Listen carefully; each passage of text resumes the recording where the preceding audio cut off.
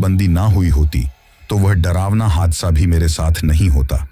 दरअसल उन दिनों मैं पंजाब की धान मंडी में काम किया करता था और उस वक्त मैंने मेरा ट्रक उस धान मंडी से दिल्ली तक चावल पहुंचाने के लिए लगा रखा था। महीने के लगभग 5 चक्कर मुझे दिल्ली के लगाने होते थे और ये काम करते हुए मुझे लगभग 2 से 3 साल का समय हो चुका था। लेकिन उन 2-3 सालों के समय में कभी भी मेरे साथ कोई भी ऐसा हादसा नहीं हुआ था जिसकी वजह से मुझे डर का एहसास हो। लेकिन एक दिन की बात है, उस दिन मैं अपनी धान मंडी से अपने ट्रक को लोड करके दिल्ली के लिए रवाना हुआ ही था। उस वक्त लगभग शाम के 5 बज रहे थे जब मैं मंडी से निकला था। अब मुझे ट्रक चलाते हुए काफी ज्यादा टाइम हो चुका था और जब मैंने मोबाइल में टाइम देखा तो रात के लगभग 11 बज रहे थे। अब मुझे लगातार ट्रक चलाते हुए लगभग 6 घंटे हो चुके थे। इसी वजह से मेरी कमर भी थोड़ी अकड़ गई थी। तभी मैं मेरे मन में ही सोचता हूं कि अगर कहीं कोई ढाबा या होटल मुझे दिखाई दे जाए तो मैं अपने ट्रक को वहां पर पार्क करके थोड़ी देर आराम कर लूंगा। और अब तक मुझे मेरे पेट में थोड़ी थोड़ी भूख का भी एहसास होने लगा था। तभी कुछ दूर चलने के बाद मुझे हाईवे के बगल में ही एक ढाबा दिखाई देता है। इसके बाद मैं अपने ट्रक को उस ढाबे की ओर ले जाता हूं और उस ढाबे की पार्किंग में अपने ट्रक को खड़ा कर देता हूं। फिर थोड़ी देर बाद हाथ मुंह धोकर मैंने सोचा कि थोड़ा बहुत खाना भी खा ही लिया जाए। अब जिस जगह पर मैंने अपना ट्रक खड़ा किया था उसके बगल में पहले से ही एक ट्रक खड़ा था और उस ट्रक के केबिन की लाइट जल रही थी, जिसको देखकर मुझे लगा कि शायद इस ट्रक का ड्राइवर केबिन के अंदर ही है। और अब यही सोचकर मैं उस ढाबे की ओर खाना खाने के लिए जा ही रहा था कि तभी मुझे उस ट्रक के केबिन से किसी की आवाज आती है। जब मैंने पलट कर देखा तो उस ट्रक की केबिन में बैठा आदमी मुझे ही आवाज लगा रहा था, जिसके बाद मैं उसके पास जाकर पूछता हूं कि क्या हुआ भाई, क्या आप मुझे ही आवाज लगा रहे हो? तो वो मुझसे कहता है कि हाँ, मैं तुम्हें ही आवाज लगा रहा हूं। तो मैं उससे पूछता हूं कि बताओ क्या काम है? तभी वह मुझसे कहता है कि आप उस ढाबे पर खाना खाने के लिए जा रहे हो क्या? तो मैं उससे कहता हूं कि आखिर एक ढाबे पर इंसान को क्या काम हो सकता है खाना खाने के अलावा? तभी अचानक वह आदमी अपने ट्रक के केबिन से नीचे उतरता है और मुझसे कहता है कि आप उस ढाबे पर खाना खाने के लिए मत जाओ।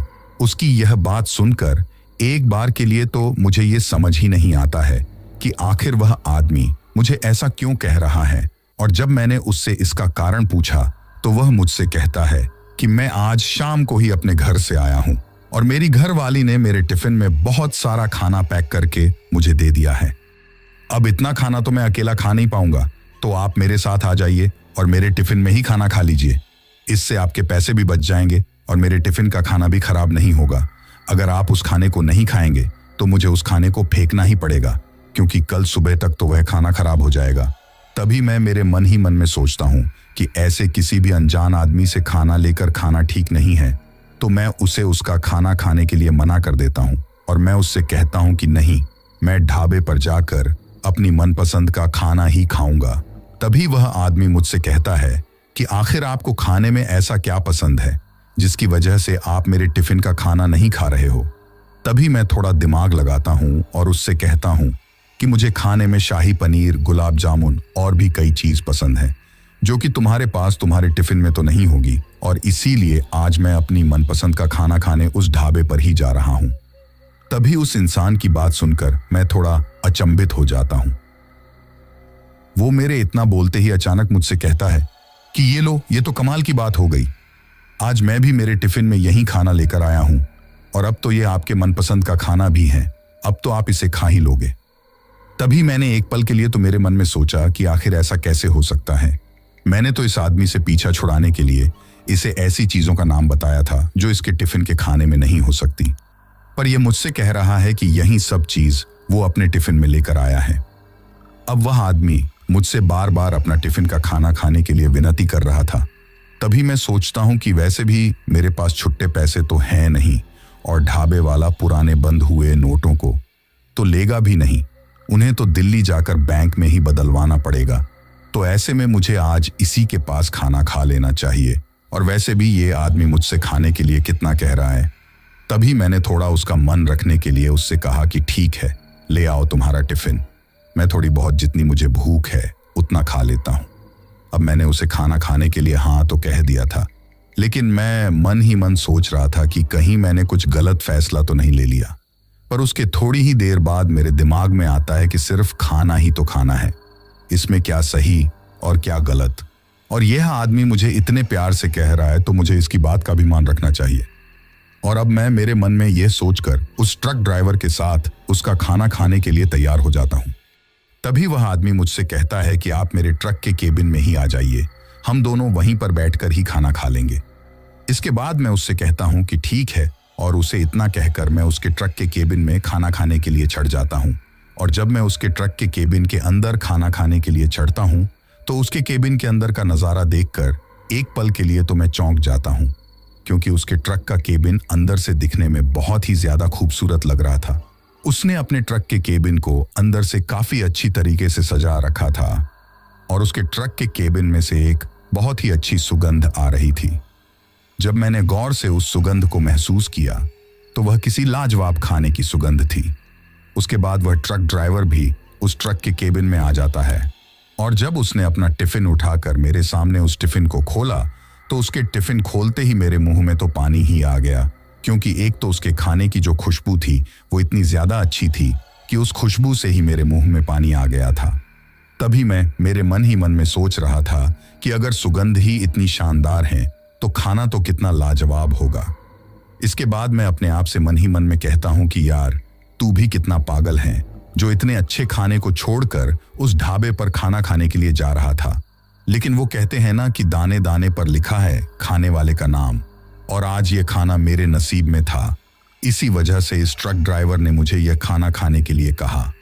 लेकिन उस वक्त मुझे क्या पता था कि जिस खाने को मैं लाजवाब और इतना सुगंधित समझकर खाने जा रहा था, वही खाना आगे जाकर मेरे गले की हड्डी में अटकने वाला था और मुझे इतनी भयंकर मुसीबत में डालने वाला था जिसका मुझे अभी तक बिल्कुल भी एहसास नहीं था।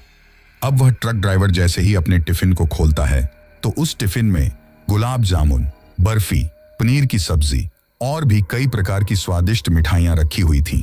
इसके बाद एक एक करके वह ट्रक ड्राइवर मुझे वो सब खाने के लिए परोसता है। फिर उसके बाद मैं उसका वह खाना खाने लगता हूँ और थोड़ी ही देर बाद हम लोग खाना खत्म कर देते हैं। लेकिन जब मैं उसका वह खाना खा रहा था तो वह ट्रक ड्राइवर मेरी तरफ तिरछी नजरों से देखकर मन ही मन मुस्कुरा रहा था और मुझे यह देखकर एक पल के लिए तो उस पर शक होता है कि यह मुझे खाना खाते हुए देखकर इतना खुश क्यों हो रहा है, कहीं इसने इस खाने में कुछ मिलाया तो नहीं है। तभी मैं उससे पूछ ही लेता हूं कि क्या हुआ भाई, तुम मुझे खाते हुए इस तरह देखकर इतना खुश क्यों हो रहे हो। तभी वह मुझसे कहता है कि अरे कुछ नहीं, मुझे तो खुशी इस बात की है कि आपने मेरा खाना खा लिया। अगर आप आज ये खाना नहीं खाते तो बहुत बड़ी गड़बड़ हो जाती। अब उसकी यह बात सुनकर मुझे थोड़ा अजीब लगता है। तभी मैं उससे कहता हूं कि गड़बड़, कैसी गड़बड़। तो फिर वह हंसकर मुझसे कहता है कि अरे आज आप ये खाना नहीं खाते तो मुझे इसको फेंकना ही पड़ता ना, और इतना स्वादिष्ट खाना फालतू में ही खराब हो जाता। अब तो आपने इसे खा लिया है तो खाना भी खराब नहीं हुआ और मेरा भी काम हो गया। अब उसकी यह लाइन सुनकर मुझे फिर से उसके ऊपर शक होता है कि ये ऐसा क्यों कह रहा है कि उसका भी काम हो गया। लेकिन तभी वो मुझे कहता है कि आप किस तरफ जा रहे हैं। तो मैं उससे कहता हूं कि मैं तो पंजाब से चावल लेकर दिल्ली की तरफ जा रहा हूं और कल शाम तक मुझे अपना माल दिल्ली पहुंचाना है। और मेरे इतना कहते ही वह एक बार फिर से मुझे अजीब तरीके से देखते हुए मुझसे पूछता है कि अगर आप कल शाम तक यह चावल जहां आपको पहुंचाने हैं वहां नहीं पहुंचा पाओ तो क्या होगा। तो मैं उससे कहता हूं कि तुम ऐसा क्यों पूछ रहे हो। तो फिर वह हंसकर मुझसे कहता है कि अरे नहीं, मैं जिस ट्रांसपोर्ट कंपनी में काम करता हूं वहां पर अगर समय पर माल की डिलीवरी ट्रक ड्राइवर नहीं करता है तो उसकी तनख्वाह में से कुछ पैसे काट लिए जाते हैं। तभी मैं उससे कहता हूं कि नहीं, हमारे यहाँ ऐसा कुछ भी नहीं है।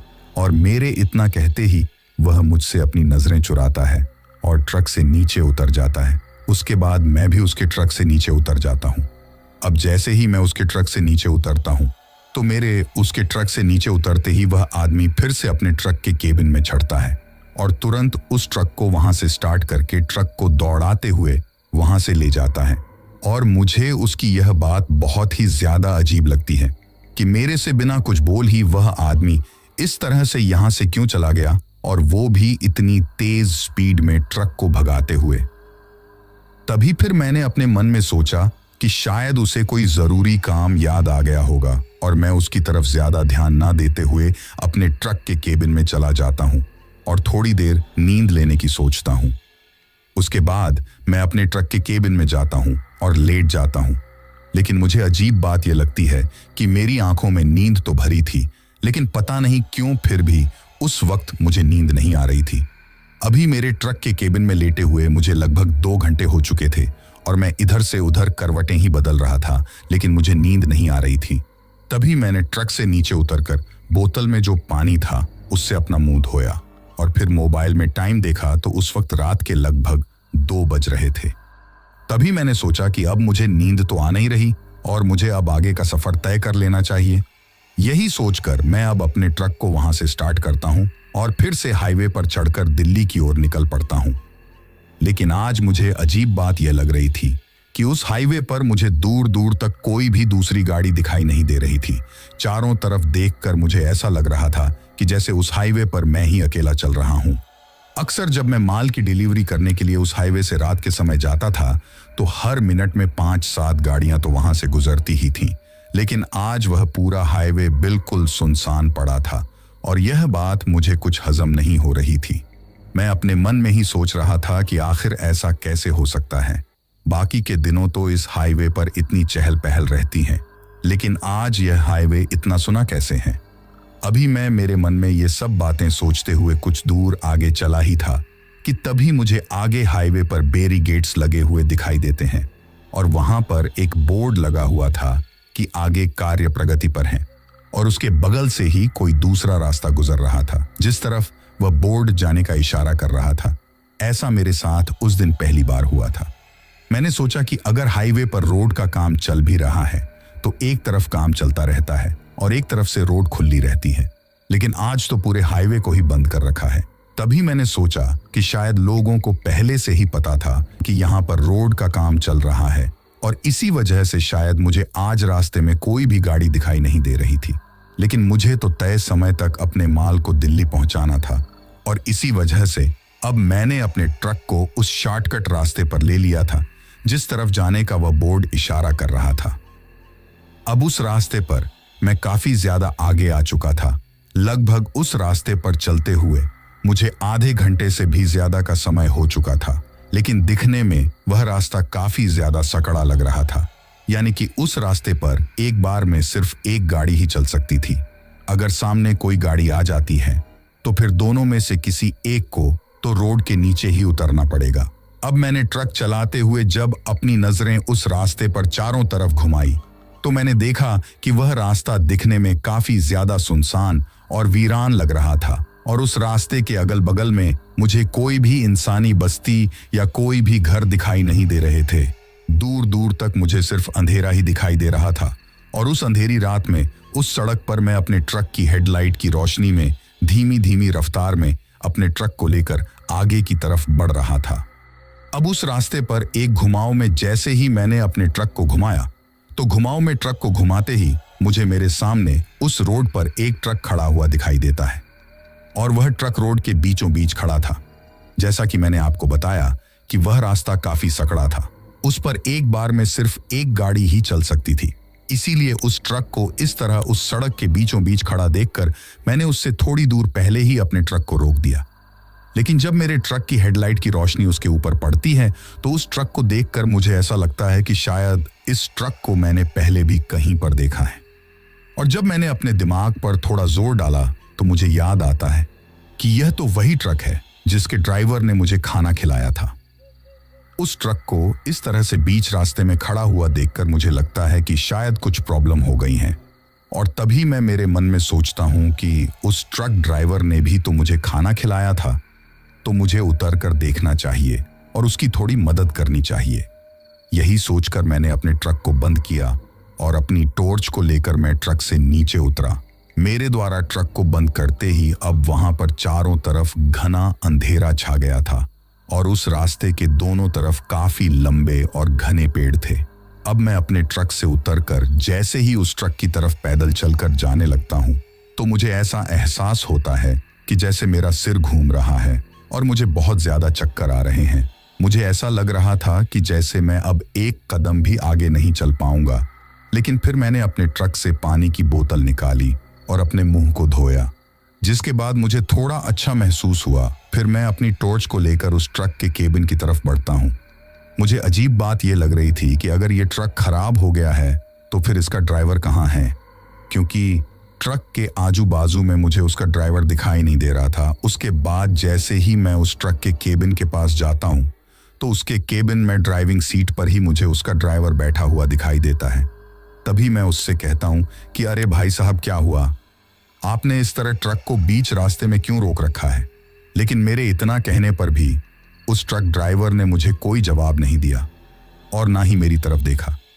तभी मुझे लगा कि शायद उसे मेरी आवाज सुनाई नहीं दी और मैं फिर से दोबारा थोड़ा जोर लगाकर उससे यही बात फिर से पूछता हूँ।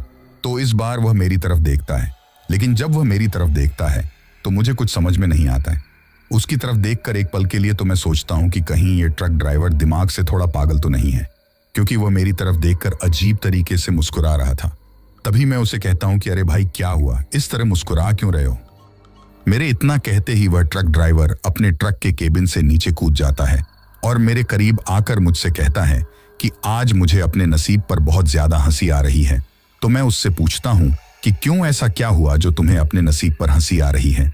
तो फिर वह मुझसे कहता है कि यह तो तुम्हें थोड़ी देर में पता चल जाएगा, और मुझसे यह कहकर वह फिर से मुस्कुराने लगता है। तभी मुझे उसके ऊपर थोड़ा गुस्सा आ जाता है और मैं उसे तेज आवाज में कहता हूं कि अरे भाई, मेरे पास टाइम खराब करने के लिए वक्त नहीं है। अगर कुछ प्रॉब्लम है तो बताओ, वरना अपने ट्रक को साइड में करो। मुझे अपने माल की डिलीवरी करने के लिए समय पर पहुंचना है।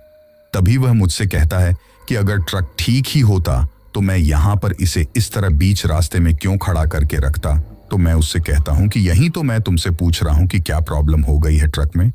तो वह मुझे ट्रक के अगले वाले टायर की तरफ इशारा करते हुए कहता है कि उधर देखो, और जैसे ही मैंने उस टायर की तरफ अपनी नजर घुमाई तो मुझे दिखाई देता है कि उस ट्रक का अगला टायर पंचर है। तो मैं उससे कहता हूं कि यह तो पंचर है। तभी मैं उससे पूछता हूं कि क्या तुम्हारे पास इसका कोई दूसरा टायर नहीं है क्या? तो वो मुझसे कहता है कि टायर तो हैं, लेकिन मेरे से अकेले से नहीं बदला जाएगा, क्योंकि ट्रक के टायर को बदलने में काफी ज्यादा मेहनत लगती है। तो मैं उससे कहता हूं कि ये सब तो मुझे भी पता है, चलो तुम अपना टायर निकालो, मैं तुम्हारी थोड़ी मदद कर देता हूं। आखिर तुमने भी तो आज मुझे खाना खिलाया था। और मेरे इतना कहते ही वह ट्रक ड्राइवर हंसने लगता है, लेकिन मुझे उसके हंसी की वजह समझ में नहीं आ रही थी। तो मैं उससे कहता हूं कि अरे हंस क्या रहे हो, जल्दी से टायर बदलो, तुम्हें भी लेट हो रहा होगा। इसके बाद वह अपने ट्रक के पीछे से टायर निकालने लगता है। तभी मैं उससे कहता हूं कि इसके बोल्ट को खोलने वाले पाने कहां पर हैं। तो वह आदमी मुझसे कहता है कि केबिन में रखे होंगे शायद, तुम जरा ऊपर चढ़कर उन्हें ले आओ, तब तक मैं ये टायर बाहर निकालता हूं। इसके बाद उसके कहने पर मैं उसके ट्रक के केबिन में चढ़ता हूं, लेकिन इस बार उसके केबिन में चढ़ते ही मेरी तो हालत ही खराब हो जाती है। मुझे समझ नहीं आ रहा था कि मैं ये मेरी आंखों के सामने क्या देख रहा हूं और ये कैसे हो सकता है। उस केबिन के अंदर मेरी आंखों के सामने जो नजारा था उसे देखकर मेरे पूरे शरीर से अचानक से पसीना निकलने लगा था और मेरे हाथ पैर थर थर कांपने लगे थे और मेरे मुंह से किसी तोतले की तरह आवाज निकलने लगी थी।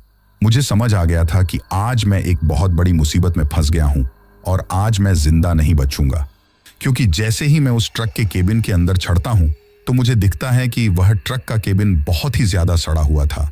दिखने में वह काफी ज्यादा गंदा और पुराना लग रहा था। ऐसे लग रहा था कि जैसे उसकी सफाई किए हुए ही काफी दिन हो गए हों। उसमें हर तरफ कोनों में मकड़ी के जाले लगे हुए थे और मुझे मेरी आंखों के सामने वही टिफिन दिखाई देता है जिसमें मैंने थोड़ी देर पहले खाना खाया था। और उस टिफिन को देखकर तो अब मुझे उल्टी आने वाली थी, क्योंकि मैंने मेरे मन में सोचा कि अगर इस टिफिन के अंदर जो रखा हुआ है वो चीज अगर मैंने खा ली है तो आज तो मेरा धर्म ही भ्रष्ट हो गया है।